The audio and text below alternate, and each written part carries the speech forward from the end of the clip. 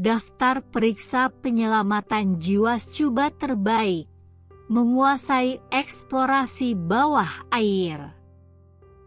Menyelam scuba adalah pengalaman eksplorasi yang menyenangkan dan mengasyikkan yang membuka mata Anda ke belahan dunia yang belum pernah dilihat orang lain. Ini juga bisa menjadi hobi yang sangat berbahaya dan kompleks yang memerlukan basis pengetahuan yang dipelajari dari kursus dan pengalaman berkualitas.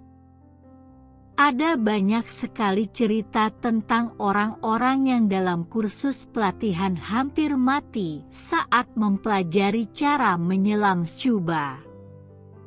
Sebagai penyelam scuba laut terbuka profesional NOAA tingkat lanjut, perenang penyelamat NOAA, pengemudi kapal penyelamat cepat, pendaki perlindungan jatuh NOAA, penyelamat ruang tertutup NOAA, dan veteran penjaga pantai AS, saya memiliki pelatihan tingkat atas dan kebiasaan sehari-hari melakukan latihan untuk menyelam, mencari, dan penyelamatan, pemadaman kebakaran, tumpahan bahan kimia, dan tindakan tanggap darurat lainnya. Saya selalu bilang, belajarlah dari ahlinya. Dengan semua pelatihan dan pengalaman saya, masih banyak yang harus saya pelajari dan alami, namun inilah yang saya ketahui berdasarkan hasrat untuk menyelam dan penelitian ekstensif seumur hidup. Anda akan menemukan beberapa informasi penyelamatan jiwa yang sangat berguna di bawah ini, terlepas dari apakah Anda seorang penyelam pemula atau berpengalaman. Selalu bermanfaat untuk meninjau dan mengingatkan diri Anda tentang tips menyelamatkan hidup. Berikut tips menyelamatkan nyawa bagi penyelam scuba. Sebelum menyelam, nilailah keadaan Anda. Apakah Anda kurang tidur? Apakah Anda terhidrasi dan minum air? Apa tadi kamu makan? Apakah Anda stres, kewalahan, tugas terbebani, atau terlalu banyak bekerja? Apakah Anda punya teman menyelam? Pernahkah Anda menyelam bersama teman Anda? Tidak pernah. Beberapa kali, ayat berkali-kali. Apakah kondisi cuaca dan lingkungan baik? Apakah Anda terbiasa menyelam di perairan panas versus dingin? Berapa suhu air hari ini? Menyelam dalam suhu berbeda mempengaruhi daya apung dan faktor lainnya. Berapa kedalaman penyelaman yang Anda alami? Pernahkah Anda terkena narking? Apakah Anda rentan mengalami masalah atau terkena narking? Apakah Anda pernah minum alkohol atau terbang dalam 48 jam terakhir? Apakah ada arus yang harus dihadapi? Apakah perairannya bergejolak atau kondisi lautnya tinggi? Akankah visibilitas menjadi masalah? Periksa dan rawat peralatan Anda. Pastikan tangki penuh dan regulator Anda berfungsi dengan baik.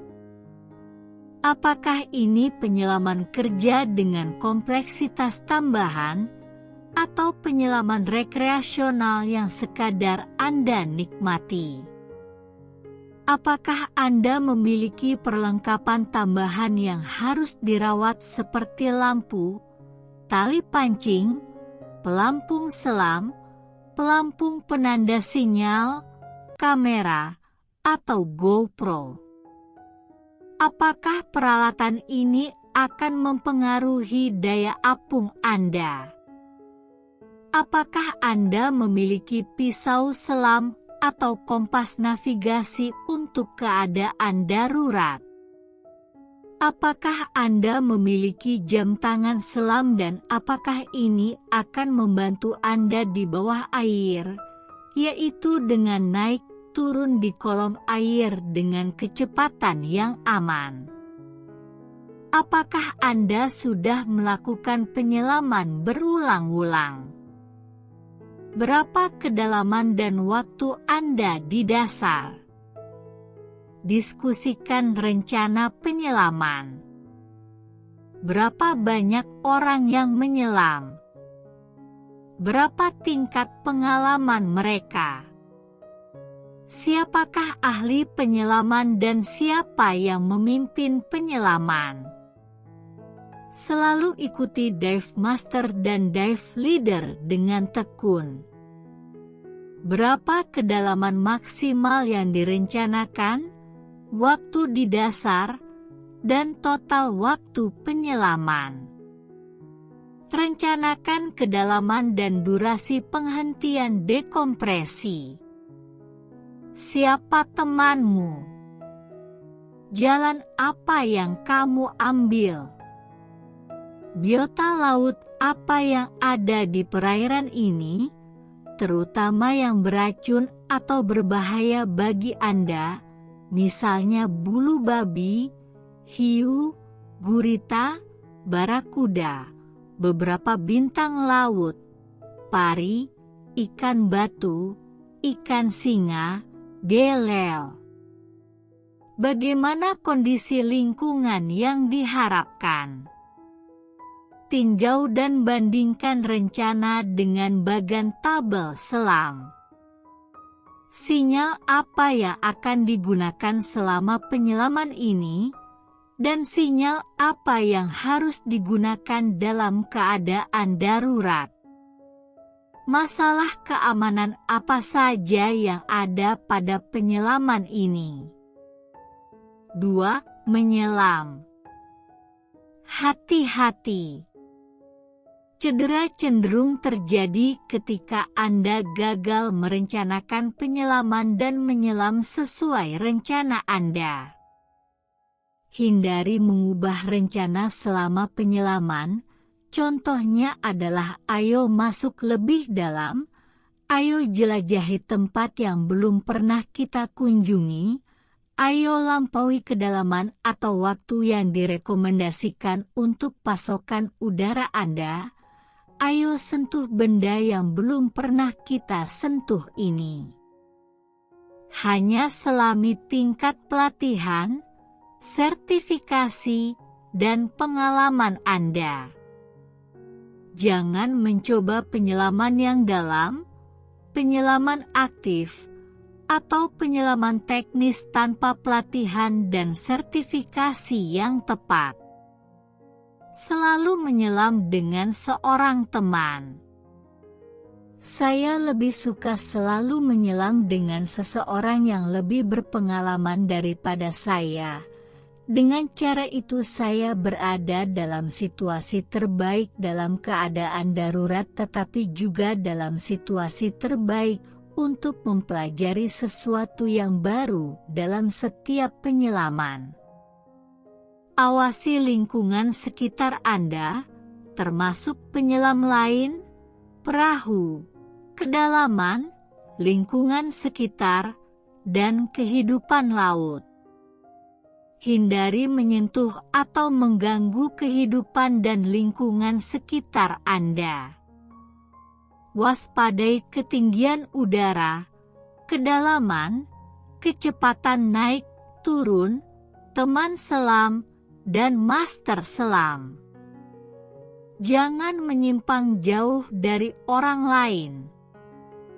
Mereka adalah penghubung keselamatan Anda ketika terjadi kesalahan. Pantau persediaan udara Anda dan komunikasikan jumlah yang tersisa dengan teman dan atau ahli selam Anda secara teratur. Selalu naik turun secara perlahan dan ikuti pemberhentian dekompresi yang disarankan untuk menghindari penyakit dekompresi. Tetap tenang dalam keadaan darurat. Ini akan membantu Anda melakukan tindakan darurat dengan paling efektif dan menerima hasil terbaik. Belajarlah untuk hanya menggunakan kaki dan rilekskan lengan saat menyelam. Hal ini memungkinkan Anda lebih mampu tampil di keadaan darurat karena tangan tidak diandalkan untuk berenang. Menyelam dengan tim yang berpengalaman, andal, dan fokus pada keselamatan. Anda mungkin mendapatkan ahli selam yang melakukan hal-hal konyol yang tidak aman untuk pertunjukan. Misalnya saya melihat seseorang bermain dengan bintang laut mahkota duri. Pilihan ini dapat menyebabkan para pemula tanpa sadar menyentuhnya dan menyebabkan kerusakan permanen pada anggota tubuh mereka. Saya sarankan untuk tidak menyelam bersama orang yang melakukan hal bodoh. Hal-hal yang tidak aman. Hal-hal yang memungkinkan orang lain terluka. Untuk info lebih lanjut, lihat https://scubadiverlife.com/crown-thorns-starfish-guam/. 3. Pasca penyelaman. Bilas, rawat, dan rawat peralatan scuba penyelamat hidup Anda.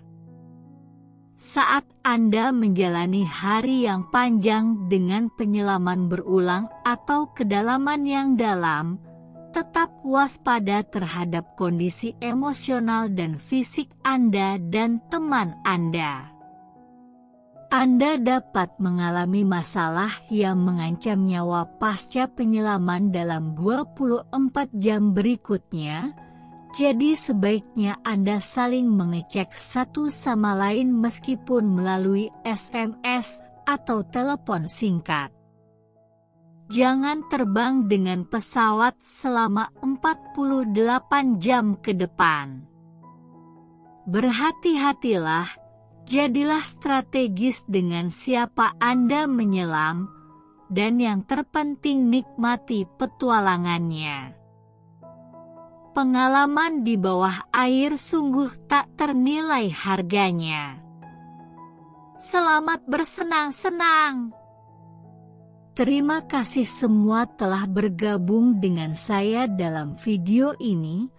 Pastikan untuk berlangganan, berkomentar, dan suka serta klik video yang ditampilkan di sini untuk menonton lebih banyak video untuk meningkatkan kehidupan Anda.